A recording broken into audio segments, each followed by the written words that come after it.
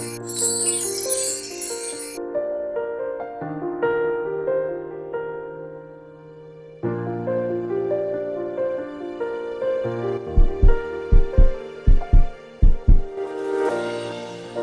bên anh em thấy điều chi, khi bên anh em thấy điều gì, nước mắt rơi gần kề làn mi, chẳng còn những giây phút, chẳng còn những ân tình, gió mang em rời xa nơi đây.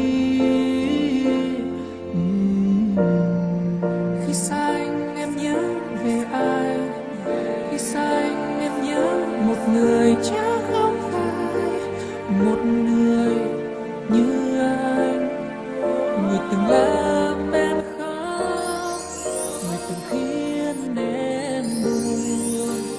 Buông bàn tay rời xa lòng tim bước đi,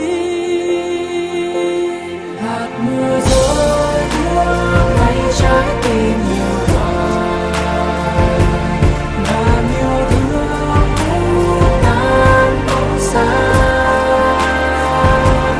Người từng nói ở bên cạnh anh mỗi khi anh buồn, cớ sao giờ lời nói kia như gió bay. Mồ rơi nắm tay anh bờ mờ, một mình anh đang nhìn trong đời, yêu em âm thầm bên em.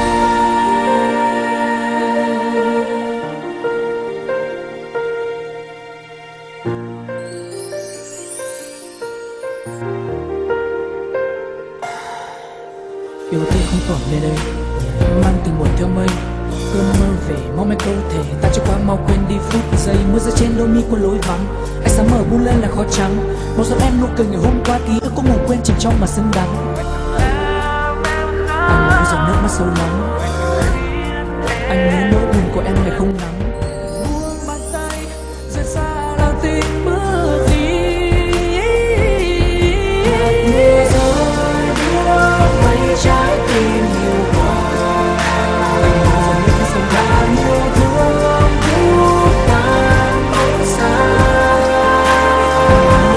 Người từng nói ở bên cạnh anh mỗi khi anh buồn, cớ sao giờ lời nói kia như gió bay.